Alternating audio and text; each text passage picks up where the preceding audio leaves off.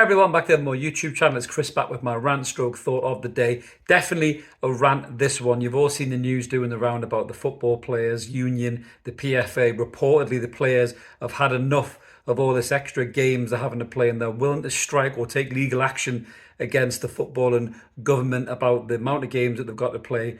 This really winds me up to no end, to be honest with you. I'm going to give my 2 pence on this right now, and 2 pence is a shite sight less than these footballers are earning as well, by the way. I'm going to get into that in a minute.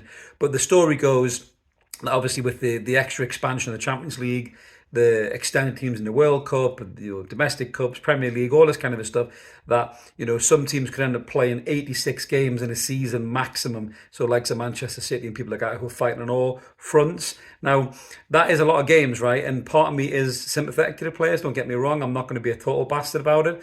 Being away from their families, the travelling, the fatigue. It's extensive physical work that they put into a football pitch. Unless you're John Joe Shelby, that is. Sorry, John Joe. But this really fucking winds me up to no end, right? Because it's not like these people are traveling on a fucking bus to get places, a Go Northeast bus or a fucking aeroplane that's rattling with masking tape around the propeller, right? These fucking guys are traveling around the world in luxury comfort, in business class fucking aeroplanes with beds and duvets and all sorts of fucking stuff, and luxury coaches.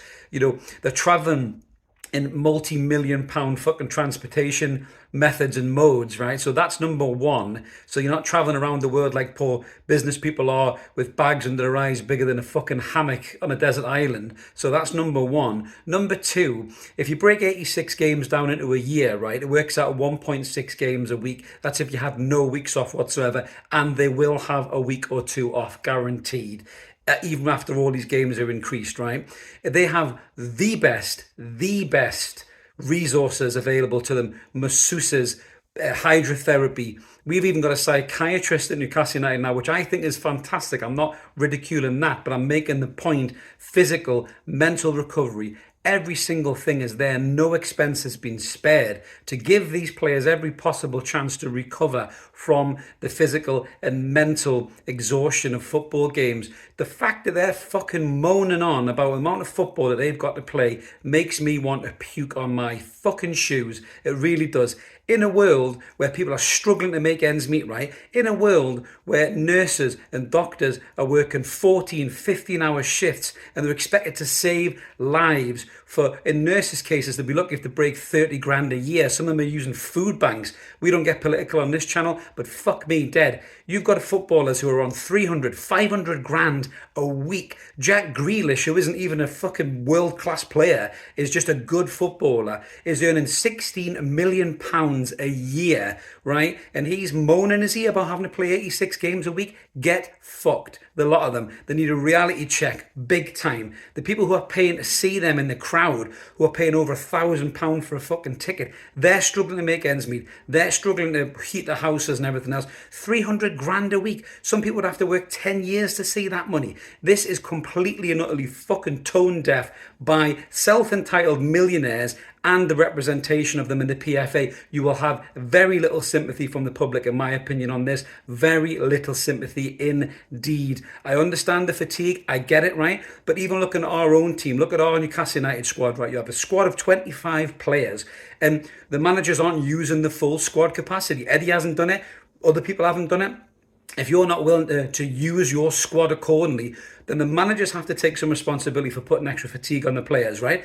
They don't have to play every single fucking game. If you have an 86 game a year calendar, you don't have to play every single game. Gareth Southgate, the same with England. He could alter it around. He could pick different players in the squad. If international football, if anything, you can chop and change players more than you can club football. This is total bullshit, in my opinion. I've got no sympathy or little sympathy with them. I really do. They live a life of luxury off the pitch and on the pitch. They are so well looked after in terms of rest, recuperation, and everything else. And I'm not falling for the world's most gold-plated, diamond-encrusted violin playing for these footballers. I'm really sorry, but I'm not. Most of them have come from working-class backgrounds, and fucking fair play to them. They've worked hard. Their parents have sacrificed a lot to get them where they are. You're a footballer. That's your job. You kick a leather ball around a piece of grass, right? You're not a doctor. You're not a nurse. You're not a firefighter. These people earn a pittance compared to what you earn in a week. So I think you should get a reality check. Look at the world that you're living in. Look how many people are struggling. And I know footballers give a lot back to charity, and I know they do that, especially Jack Grealish, to be fair to him.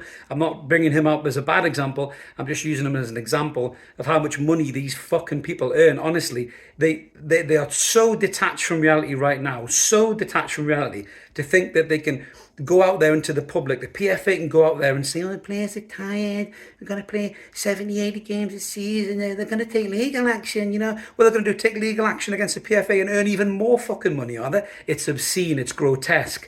Managers, use your squad accordingly. There's ways you can fix this. Of course there is. You can get rid of loads of pointless internationals, right? Don't play them. There's loads of stupid games that countries play that don't need to play, right? You can get rid of the World Club Cup competition or whatever. Get that in the fucking bin, right? That's just a money-making scheme as well.